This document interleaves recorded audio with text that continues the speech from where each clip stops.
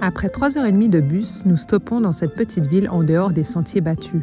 Pourtant, celle-ci est sur la route reliant Siem Reap à la capitale Phnom Penh.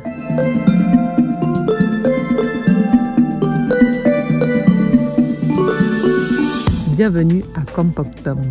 On le sent tout de suite. Ici, il y a peu de touristes, mais pas d'inquiétude, les sourires et la bienveillance sont encore plus présents.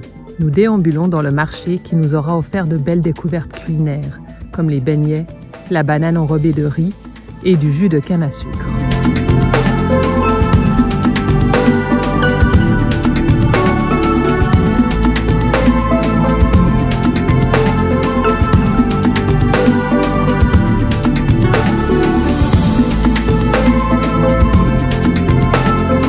Ici, on fait son marché à dos de moto et on mange de la tarentule, une habitude alimentaire qui a commencé lors de la guerre avec les Khmers rouges.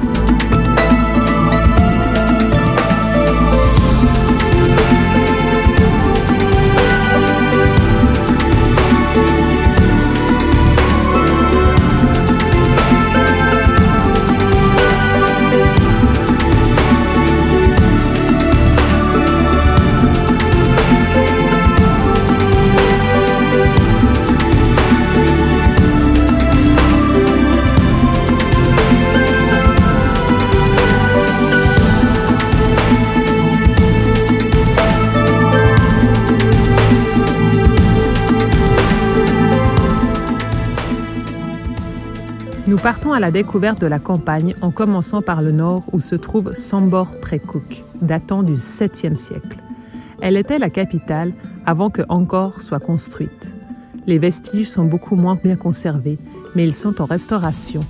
Nous déambulerons dans cette forêt en imaginant ce qu'elle était autrefois.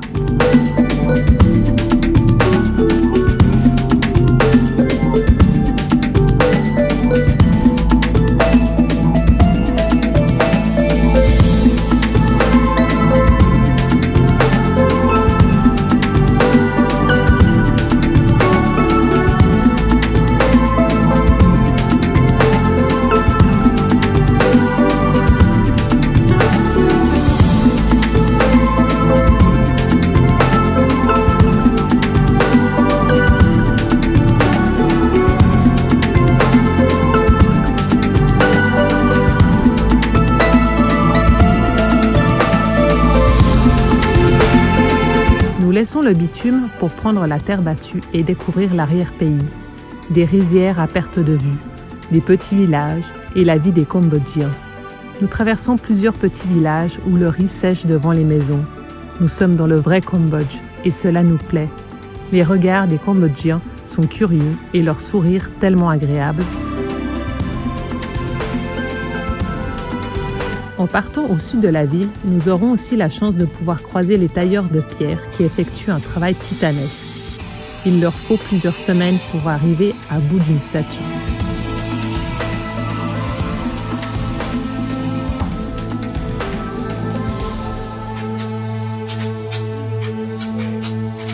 En allant découvrir notre dernier stop, nous tombons nez à nez avec des dizaines de troupeaux de buffles.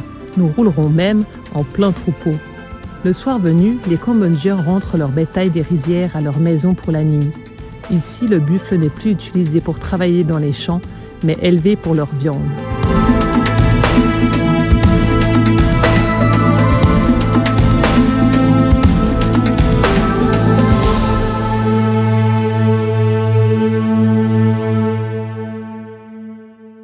Nous reprenons la route pour 3 heures et arrivons à Kampong Cham, situé au bord du Mekong, le plus long fleuve d'Asie.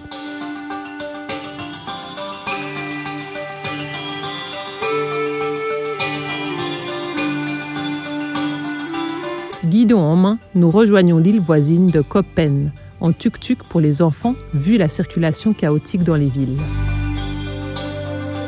Après avoir traversé un bras du Mekong, nous sillonnons les petites routes pour le plus grand bonheur des enfants. Ils avaient tellement hâte.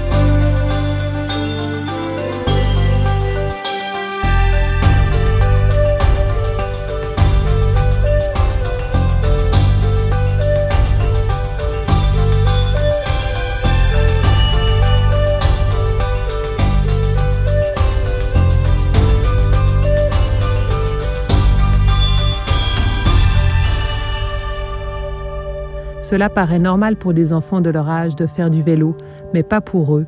C'est ça d'être enfant voyageur.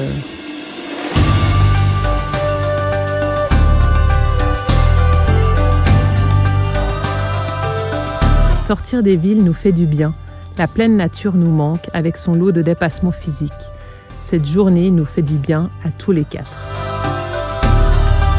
Cette île de 15 km de long nous surprend avec de nombreuses pagodes, mais aussi des mosquées. Une communauté Cham musulmane vit ici. Nous verrons de magnifiques paysages, des belles scènes de vie, de pêche sur le Mekong, de nettoyage des bœufs dans les gouilles, des vendeurs ambulants, et j'en passe.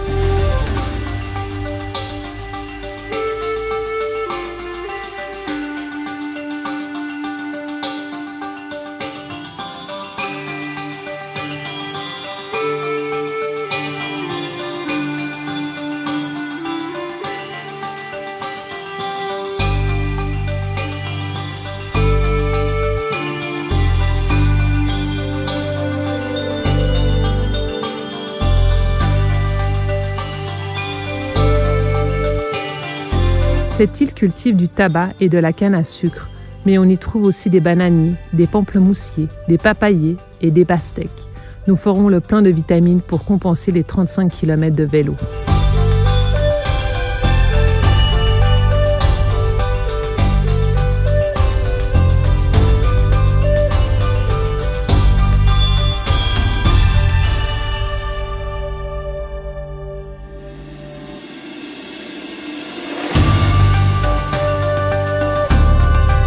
Avant de repartir de Kampong Cham, nous irons voir l'une des dernières pagodes en bois du Cambodge, Wat Moa Lip, qui est très belle. Elle date de 1894. Utilisée par les Khmers rouges comme hôpital pendant la guerre, elle fut donc épargnée de la destruction. Ses piliers en teck sombre sont décorés avec de belles peintures dorées et son plafond recouvert de fresques sur fond bleu font de ce lieu peu visité un joli moment.